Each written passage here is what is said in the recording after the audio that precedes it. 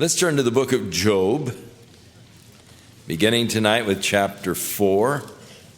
Job is the story of a man who had everything: wealth, a good family, good relationship with God. A man who the scripture declares was perfect, straight, upright. A man who loved good, hated evil.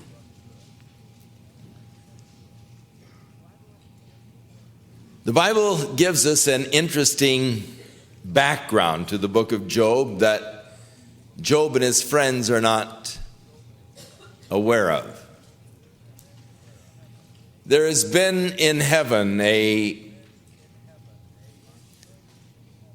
controversy between God and Satan concerning Job, as God brags upon him. Satan suggests to God that Job is a mercenary, only serving God for the benefits that he gets.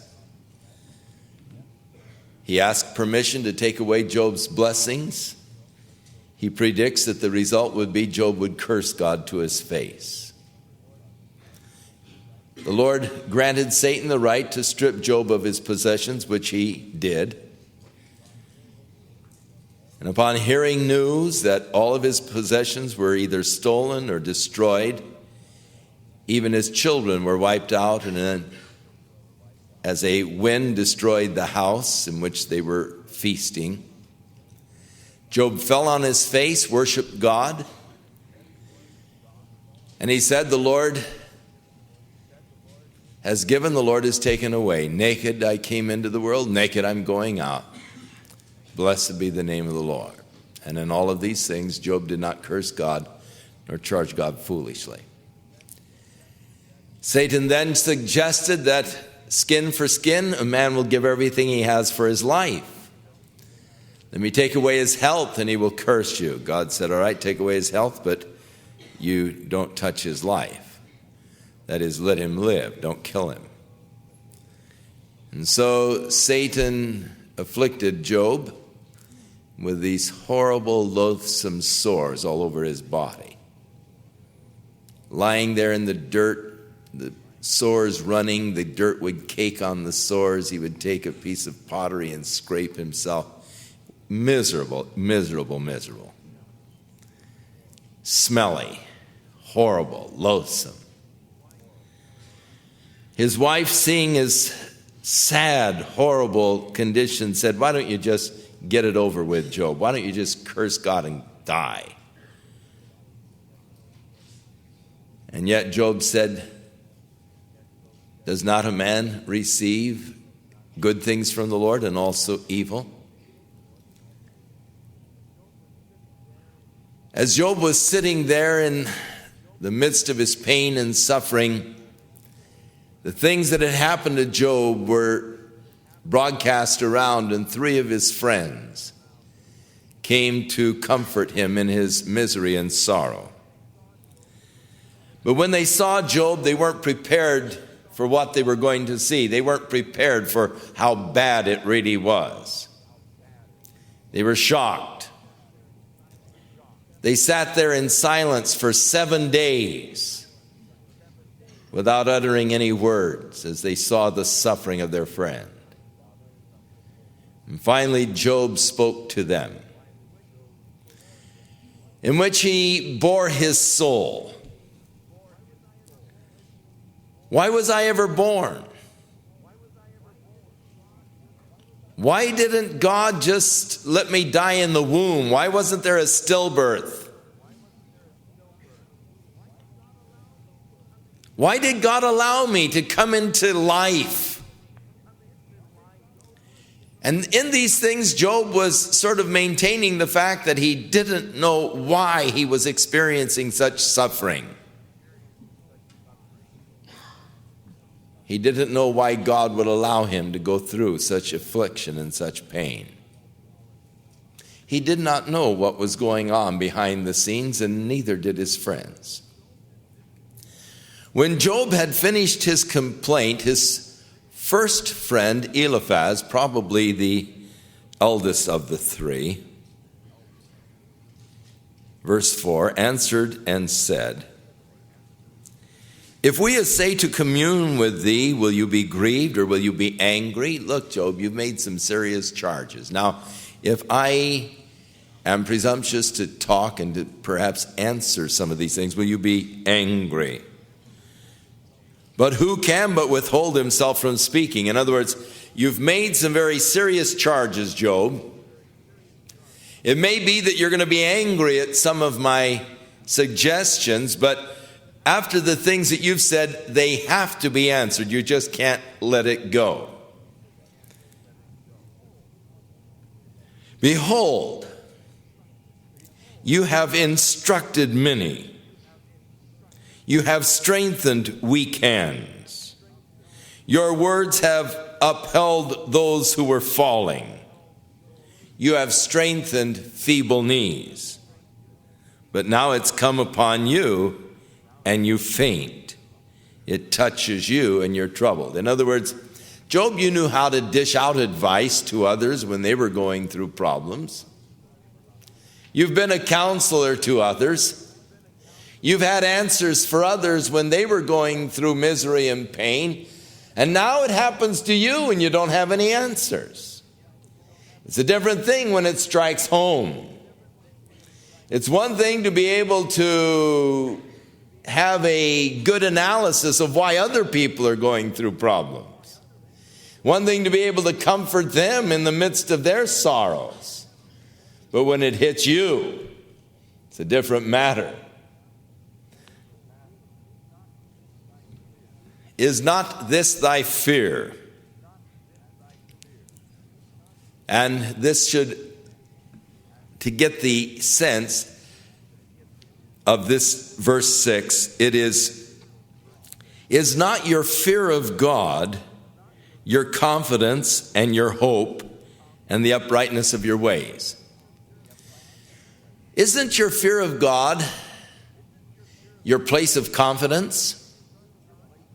The fact that you trust God, you reverence God, that should be a place of confidence, a place of hope, a place of uprightness. And now he makes this suggestion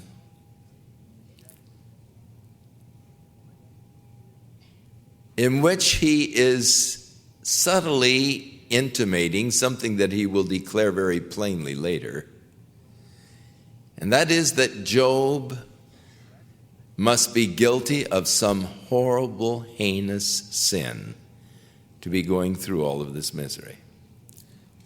Notice the suggestion. Remember, I pray thee, whoever perished being innocent.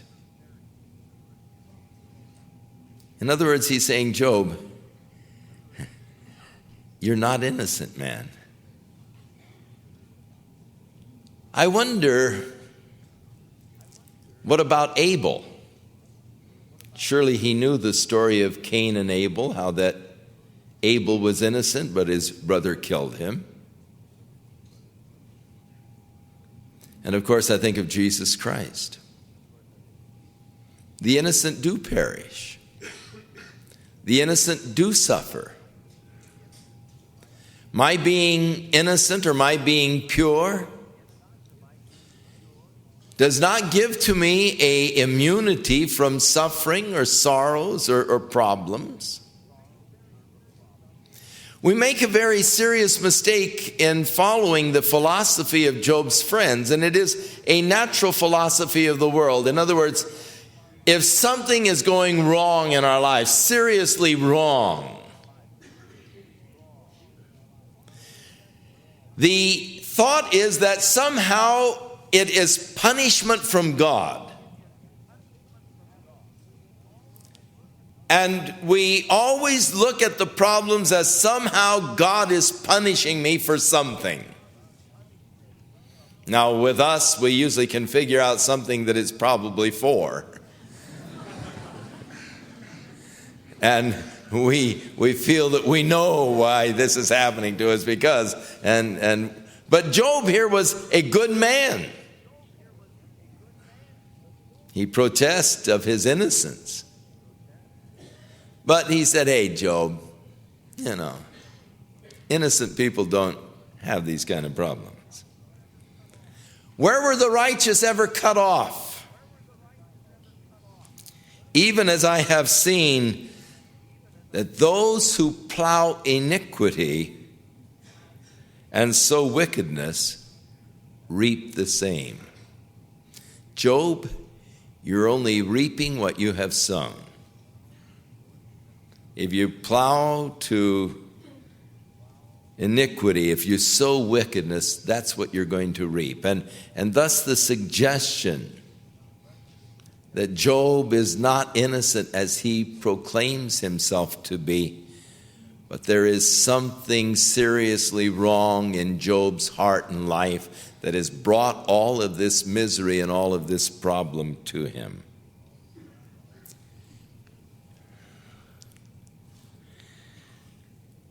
There is a dangerous doctrine that has manifested itself in the Pentecostal churches for some time, embraced by many of them, and especially by those healing evangelists, that it is God's will that everyone be strong and healthy and prosperous. And if you're going through troubles, if you're going through sicknesses or whatever, then there is something wrong with your faith, that there's something wrong with your relationship with God. Because if you only acted on faith, if you only had enough faith, then you should never need to be sick. It is interesting to me how many of these men who are publicly advocating this heresy have become so sick themselves. I wouldn't say that it is a judgment of God, but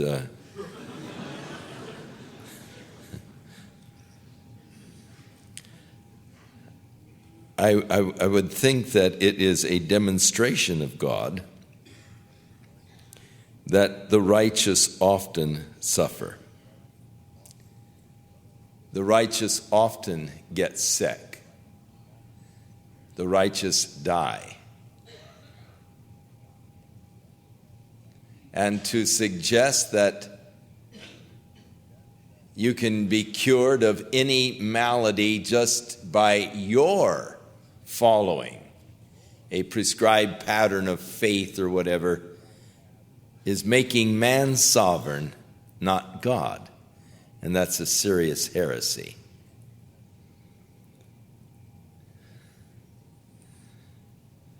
And those that have been so strong in proclaiming that, and who have led so many people into a false hope and have destroyed the faith of many.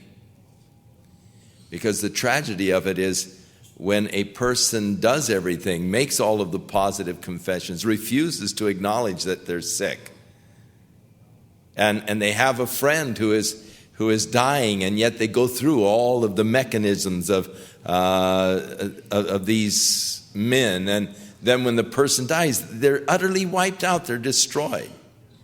And then they begin to, and then, of course, there are always those Job's comforters that come around and say, well, if you had just hung on in faith, you see, it's your fault they died because you know.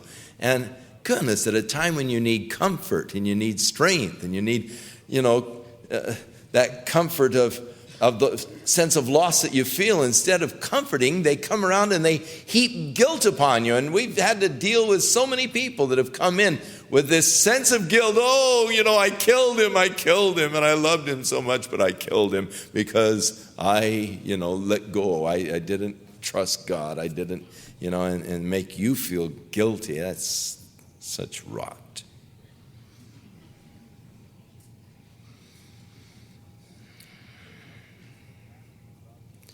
By the blast of God, the word blast there in the Hebrew is breath. By the breath of God, they perish.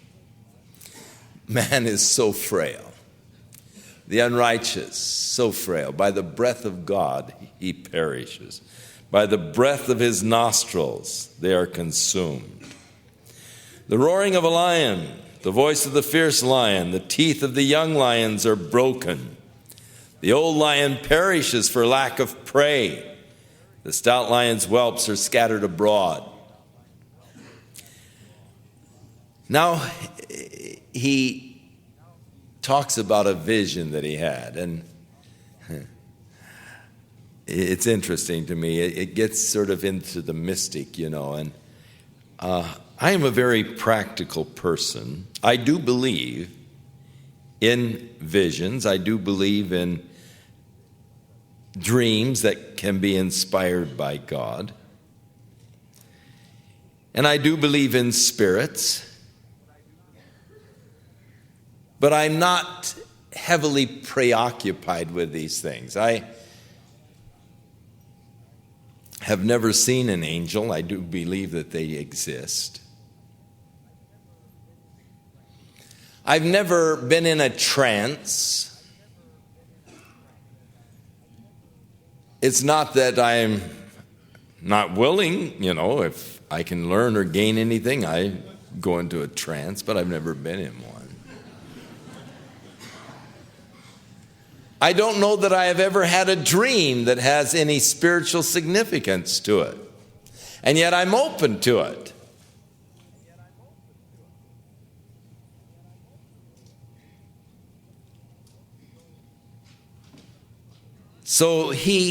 But there are those people that are always living in these mystical experiences. But I've noticed, sort of like linebackers, there's a weird look in their eyes.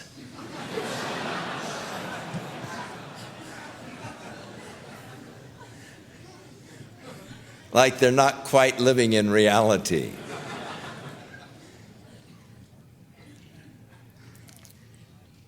And so Eliphaz now takes off into the mystic realm. He said, "Now a thing was secretly brought to me, and my ear received a little thereof. In thoughts from the visions of the night, when deep sleep falls on men. Fear came upon me, and trembling, which made all my bones to shake. And then a spirit passed before my face, and the hair of my flesh stood up straight." I had this terrifying experience in the middle of the night when in a deep sleep, and the spirit passed before my face and my hair stood on end. It stood still, but I could not discern. That is, the spirit that came stood still, but I could not discern the form thereof. I knew it was there, but I couldn't see the form. It was just this formless spirit. An image was before my eyes, and there was silence. And then I heard a voice saying, "Shall mortal man be more just than God? Shall a man be more pure than his Maker? Behold, he put no trust in his angels," or servants, which would be angels, "and his angels he charged with folly." That is, he doesn't really trust his angels. They are created beings. How much less those that dwell in houses of clay, or man. If he doesn't put full confidence in his angels, how much less would he put confidence in men who dwell in these houses of clay? The idea of your body being out of dust, whose foundation or whose origin is in the dust, which are crushed like a moth. That is, man's life so frail you can be crushed just like a moth. They are destroyed from morning to evening. They perish forever without any regarding it. Doth not their excellency which is in them go away? They die even without wisdom. So he had this vision. This spirit came and spoke to him in the night. And so he relates now this vision to Job. Job will respond to that when we get to chapter 7.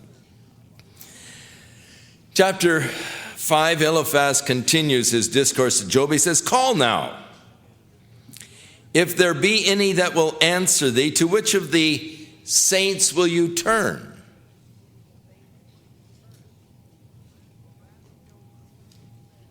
For wrath kills the foolish man, and envy slays the silly one. I have seen the foolish taking root, but suddenly I cursed his house. His children are far from safety. They are crushed in the gate. Neither is there any to deliver them. Now he is beginning to make aversions to Job's problems. Remember, all of his children were killed. His animals were stolen by the Sabians and by the Chaldeans. And so he begins to make inferences to these calamities that Job has been going through. He is accusing Job of folly. I've seen the foolish taking root, but suddenly his habitation was cursed. His children are far from safety. They are crushed in the gate, none to deliver them. Whose harvest the hungry eateth up, and taketh it even out of the thorns, and the robber swalloweth up their substance. This taketh it out of the thorns is interesting. They used to plant prickly pears all the way around their farms. It formed a fence or a barrier to keep the burglars out. And so they'd have these fence of cacti all around. And so he's talking about how the hungry eateth it up. They even take it out from the thorns. In other words, they sneak through the thorns to get it. The robber swallows up their substance. Although affliction cometh not forth of the dust, neither doth trouble spring out of the ground. Yet man is born unto trouble, as the sparks fly upward. Trouble is just a natural thing for man. As it is natural for sparks, you see the fire, and of course they're close to nature, sitting around fires. They watch the log pop and the sparks go upward. So man is just born to trouble. It's just one of the natural things of life. Now his recommendation to Job: I would seek unto God, and unto God would I commit my cause. God which doeth great things and unsearchable, marvelous things without number. Man, I would just really seek God if I were you, Job. I would just commit my cause to God. Good advice, really. Nothing wrong with this. I think that, in fact, this is probably the best thing to do in the time of calamity and trouble, is just seek the Lord and commit the cause to God. I find that this is my place of rest. When turmoil, trouble is surrounding me, my place of rest is just committing to God. But Lord, it's in your hands. You work it out. My life is in your hands, Lord. I just commit it to you. And rather than worry over things and fret over things, I've learned to just commit things to God. And so it's really excellent advice that Eliphaz is giving to Job in these things. For God does great things, unsearchable things, marvelous things without number. He gives rain to the earth and sends the waters upon the field. And he's listing the things, the marvelous things and the wonderful things that God does. And of course, living in this desert area, rain was such an important thing. It's the first of the blessings that they think about in that arid area. He sets on high those that be low, and those which mourn may be exalted to safety. He disappoints the devices of the crafty, so that their hands cannot perform their enterprises. And so now he's beginning to subtly indicate that Job is a crafty character. And he disappoints the devices of the crafty. He takes the wise in their own craftiness, and the counsel of the froward is carried headlong. They meet with darkness in the daytime, and they grope in the noonday as in the night. But he saves the poor from the sword, and their mouth from the hand of the mighty. So the poor hath hope, and iniquity stoppeth her mouth. Behold, Job, happy is the man whom God correcteth. Therefore despise thou not the chastening of the Almighty. Now, of course, this is picked up in the Proverbs. Solomon probably picked it up from the book of Job, which he no doubt had access to, where the book of Job was in existence long before Solomon. And it's also picked up in the book of Hebrews. And it is, again, the counsel of Eliphaz was good. Seek God, commit your ways to God, and despise not the chastening processes of the Almighty. Happy is the man whom God corrects. Happy because the fact that God is correcting me is an indication and proof that I am a child of God, that God does love me. As we mentioned this morning, correction, discipline is an act of love. Your child is doing things that are self-destructive or can be destructive, hurtful, harmful to your child. For you to just allow your child to go on doing those things is not demonstrating love. The demonstration of love is that of disciplining your child, training your child, turning your child away from those things that are harmful and destructive. He makes sore and bindeth up. He wounds and his hands make whole. He shall deliver thee in 6 troubles. Yea, in 7 there shall no evil touch thee. Now, this is a method of their poetry. We get this quite a bit in the Proverbs. 6 things does God hate. Yea, 7 are an abomination unto him. In 2 things, and yea, in 3. And so it is really referring to sort of an indefinite number. In famine, he will redeem you from death. In war, from the power of the sword. Thou shalt be hid from the scourge of the tongue.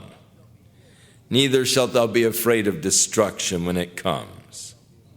At destruction and famine, thou shalt laugh. And these words here are different from those above. Destruction and famine is dearth here. Thou shalt laugh. Neither shalt thou be afraid of the beast of the earth. God delivers.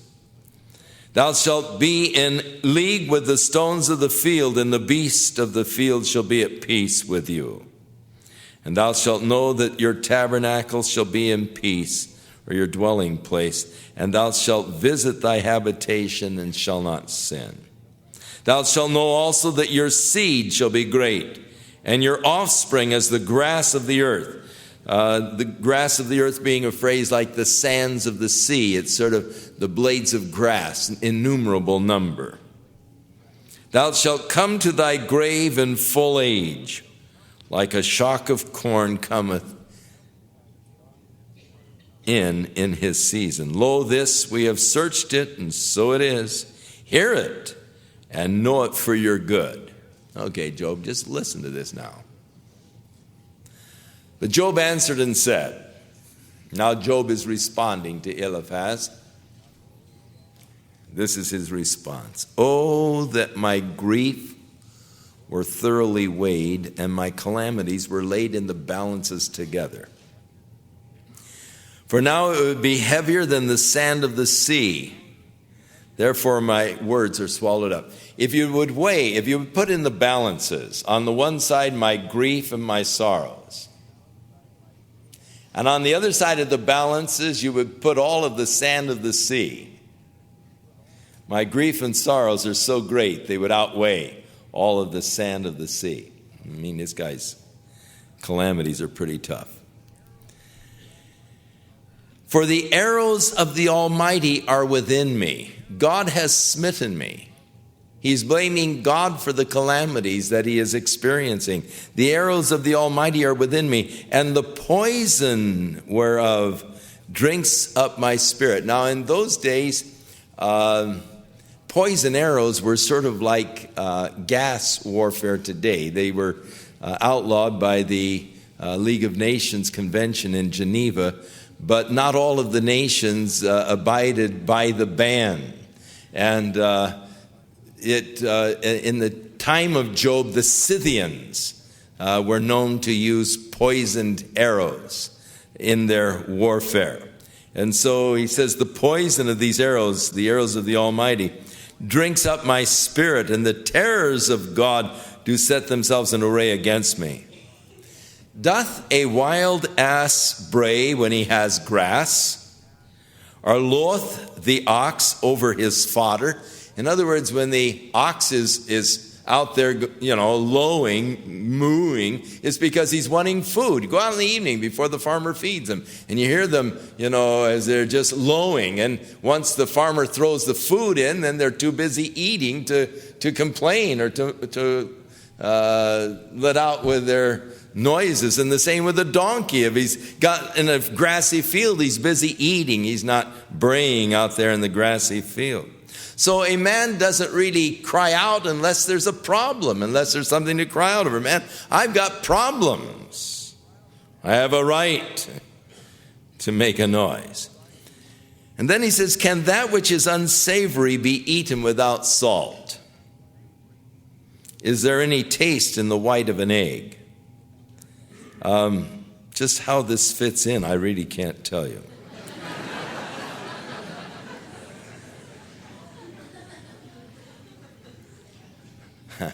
I do know that every once in a while my mom used to forget to put the salt in the oats in the morning, and they really tasted flat. The things that my soul refused to touch are as my sorrowful meat. Oh, that I might have my request, that God would grant me the thing I long for. Oh, if God would just do this for me, the thing that I'm longing for. God would just give me my request. What is your request, Job? Even that it would please God to destroy me. I just wish God would just take my life. There comes a time when living becomes more miserable than death. You get so low you're afraid you're not going to die. It's interesting that there have been others who have really called for death. Elijah despaired of his life. He wanted the Lord to slay him. Jonah, when he went to Nineveh and the Ninevites repented, he was angry with God. He went out and sat under the tree. And God said to you, are you right being so angry? He said, you bet. He said, just kill me. Just get it over with. Just kill me, And here is Job, desiring death. Oh, if it would please God just to destroy me. I'm certain that many times when a person says, oh, I wish I were dead, they don't truly mean it. I think that sometimes the cry for death is not sincere. I heard about the fellow who was carrying this heavy load, just weary and burdened. Came to a river and he took the load off and laid it beside him and took off his shoes and put his hot, swollen feet in that cold water. And he began to cry, oh, death, death, please come, death, please come. And he felt a tap on his shoulder, and he looked behind him, and there was death standing, and he said, did you call for me? And he said, yes, would you mind helping me get my load on my back so I can get going again?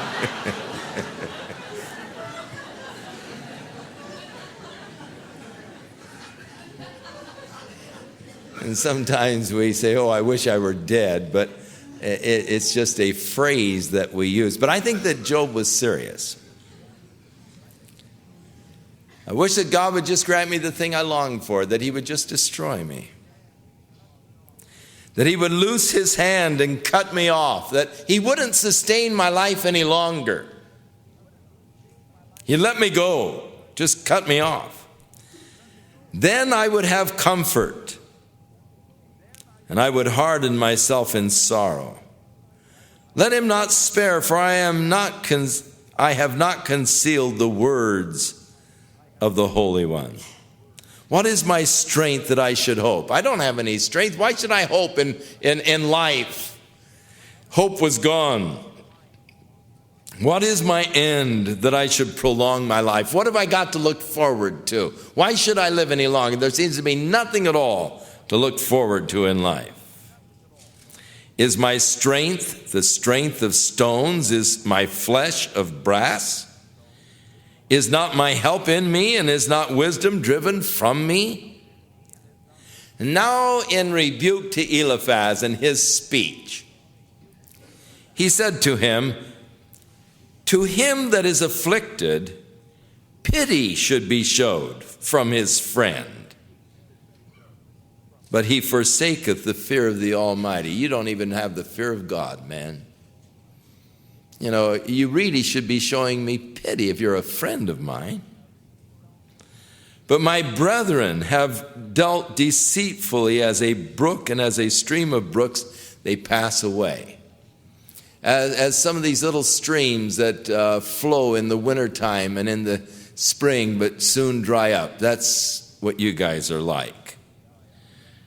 You are blackish by reason of the ice wherein the snow is hid. And what time it waxes warm, you'll vanish. When pressure and there's a need, then you're not there. When it's hot, they are consumed out of their place. The paths of their way are turned aside. They go to nothing and perish. The troops of Tema looked, and the companies of Sheba waited for them.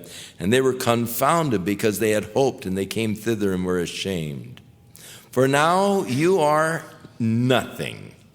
You see my casting down, and you're afraid.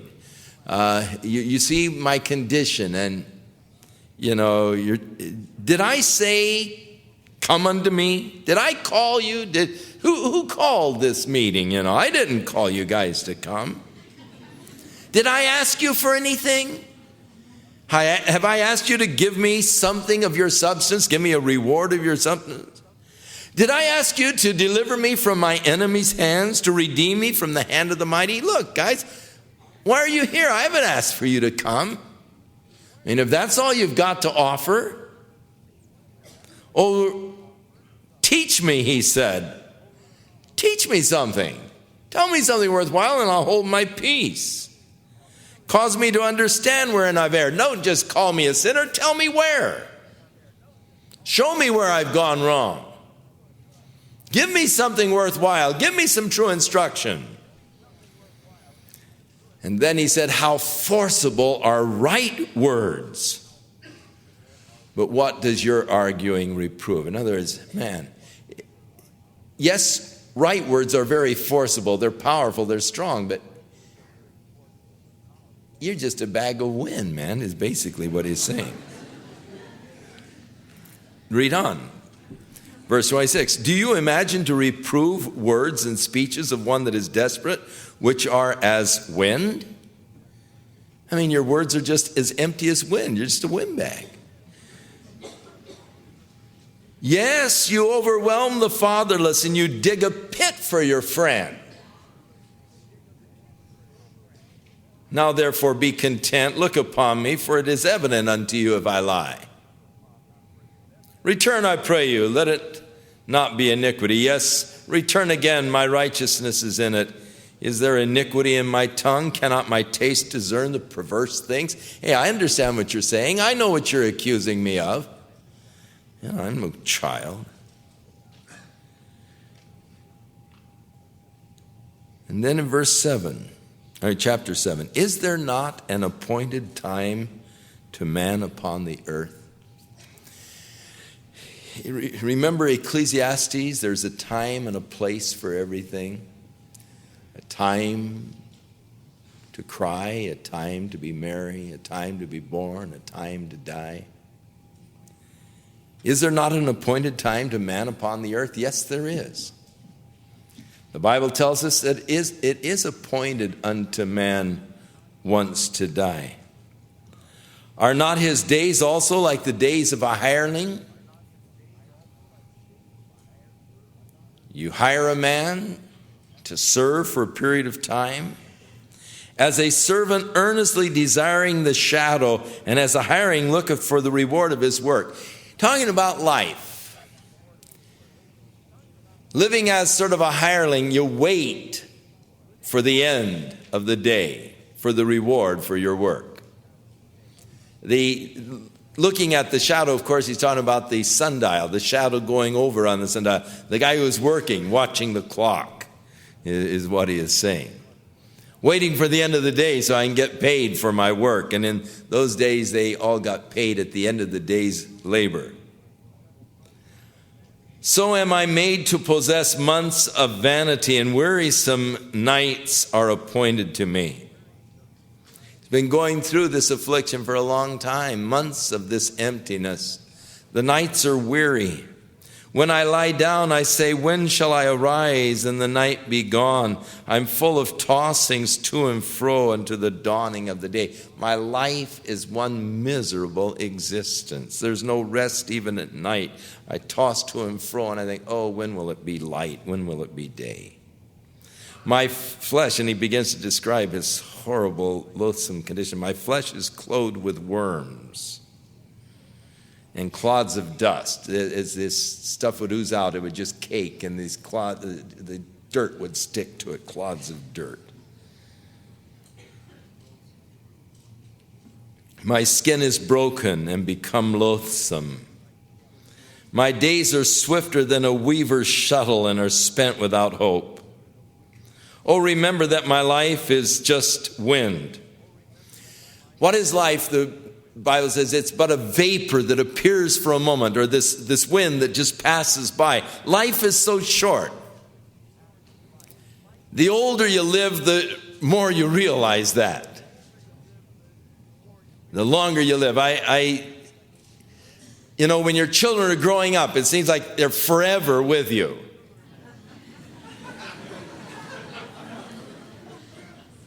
But how quickly they are gone. How quickly my grandchildren are growing up. And you realize the shortness of life, the brevity of the time that we have here. My life is just as a wind passing by. Mine eye shall no more see good. The eye of him that hath, and this is a statement of real hopelessness. I'll never see good again. Now, again, this is a cry of desperation that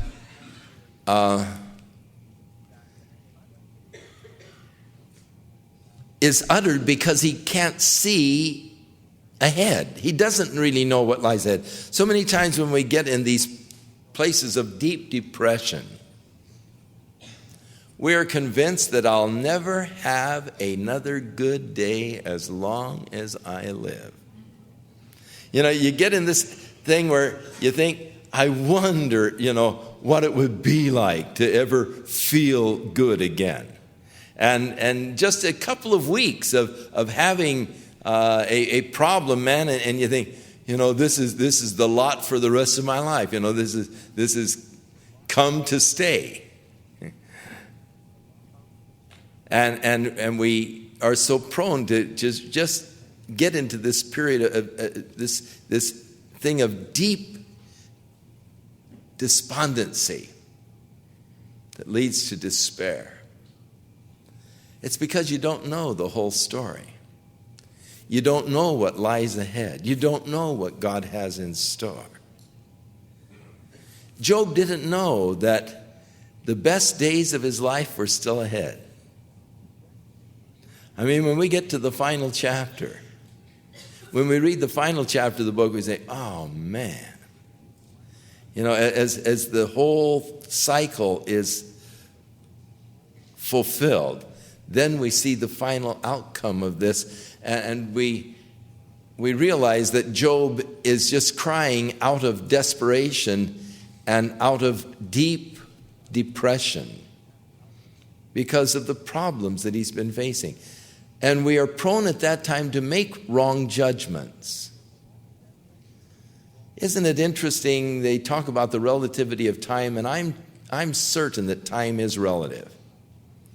It goes so fast when you're having fun. and it drags when you're suffering.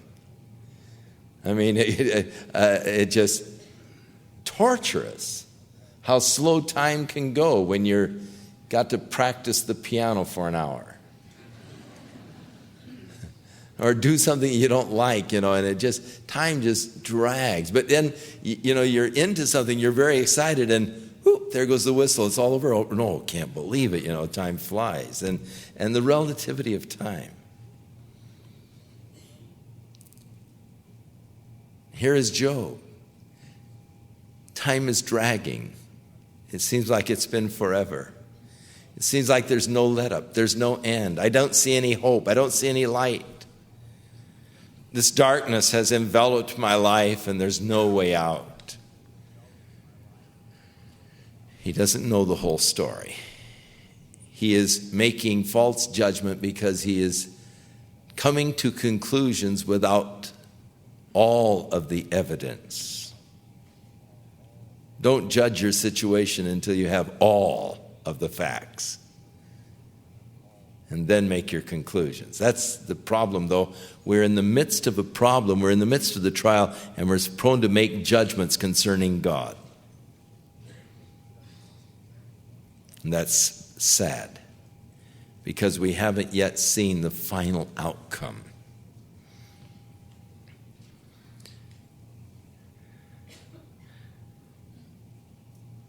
The eye of him that hath seen me shall see me no more. Thine eyes are upon me, and I am not. As the cloud is consumed and vanishes away, the clouds just sort of disappear, so he that goeth down to the grave shall come up no more. In the desert areas, in these arid areas, it's interesting how that the clouds moving in will just actually dissipate in the dry air. We used to live in Tucson, and we used to watch these clouds come blowing in, but the air is so dry, it just sucks up the cloud. The clouds just disappear. And so Job is talking about this phenomena of an arid area, for he lived in the desert. And he talks about how life is just like these clouds. They just sort of disappear. So they that go down to the grave disappear. They will come up no more. He shall return no more to his house, neither shall his place know him any more. Therefore I will not refrain my mouth. I will speak in the anguish of my spirit. I will complain in the bitterness of my soul. I'm soon going to be gone, and so I'm going to let my grief and all be known while I'm here. Am I a sea or a whale that you set a watch over me? When I say my bed shall comfort me, my couch shall ease my complaint, then you scare me with your dreams, and you terrify me with your visions. And so Job didn't appreciate this vision with the guy's hair standing on end when the Spirit was, giving him this mystical message. Terrify me with your dreams. So that my soul chooses strangling and death rather than I'd rather just strangle. I'd rather strangle in my own spittle, really. I loathe life. I would not live forever. Let me alone, for my days are emptiness. And then out of the desperation, this man stripped of everything. The deep issue and question of life. What is man that God should magnify him? He's really turning now to God. He's finished his discourse to Eliphaz. You scare me with your dreams. You terrify me through your visions.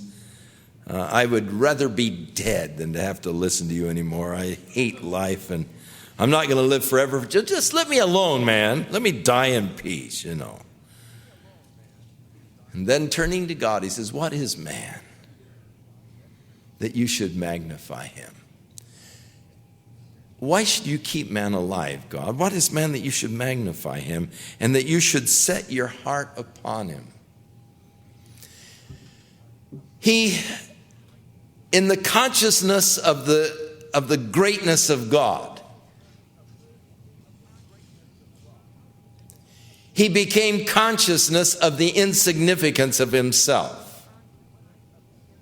As the psalmist who said, when I consider the heavens, the work of your fingers, the moon and the stars which you have ordained, what is man that you are mindful of him? He realized his own insignificance in the light of the magnitude of the eternal God. I'm nothing. I'm made out of the dust. I'm one of 5 billion people that inhabits this planet called the earth, which is just really a little speck of dust in space.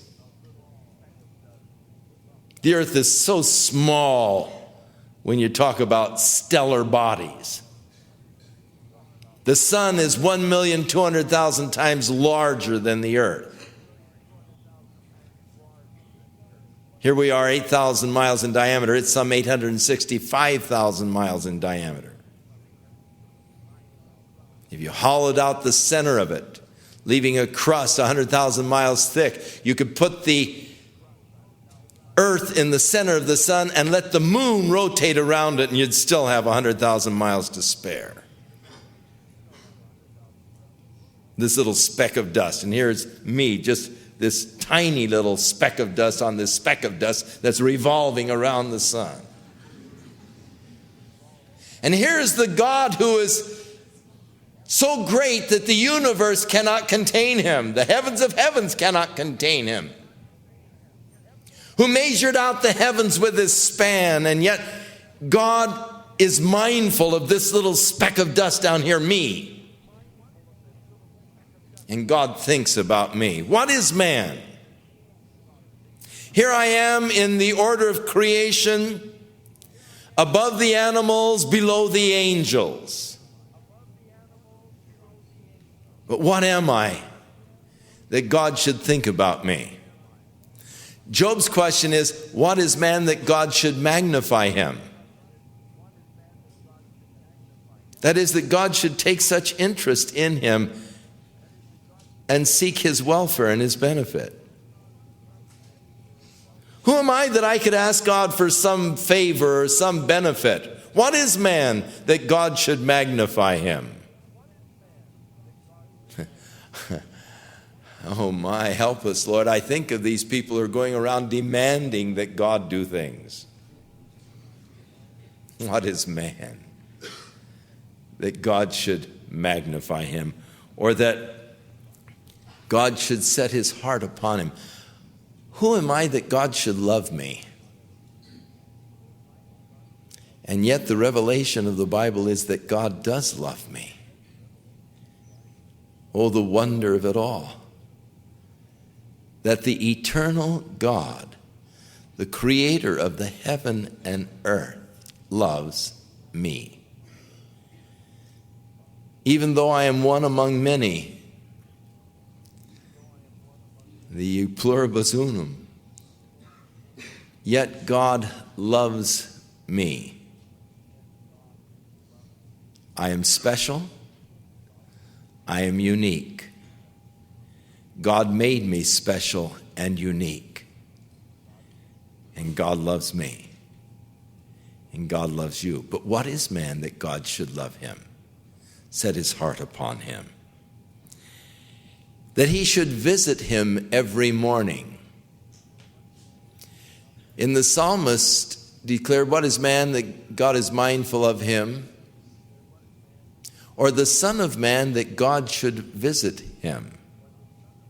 He is made a little lower than the angels, but he's crowned with glory and honor. What is man that God should magnify him, crown him with glory and honor? What is man that God should set his heart upon him? What is man that God should visit him? Commune with him. that God should try him every moment. How long will you not depart from me, nor let me alone until I choke on my own spit? I have sinned. What shall I do unto thee, O preserver of men? Why have you set me as a mark against thee, so I am a burden to myself? Why have you made me a target? He's complaining to God. Why am I your target, Lord? Why have you set me as a mark? Until I become really a burden to myself. And why do you not pardon my transgression?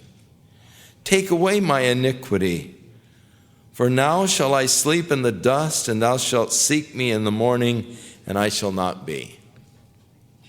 And so Job has come to that place of just hopelessness, despair.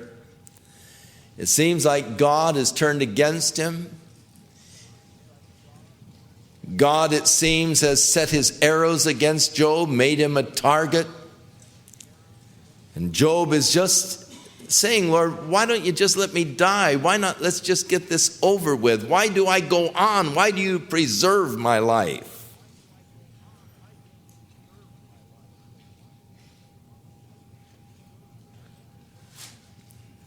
These statements of Job provoke Bildad, the second fellow, to speak up.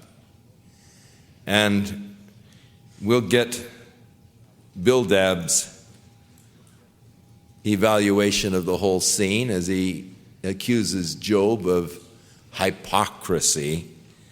And then we'll find Job answering Bildad in chapters 9 and 10 next week as we continue in the saga of Job. What is man that God should magnify him, crown him with glory and honor, redeem his soul from destruction, make him a child of God? What is man that God should love him, set his heart upon him? And yet God has set his heart upon you, and God loves you tonight.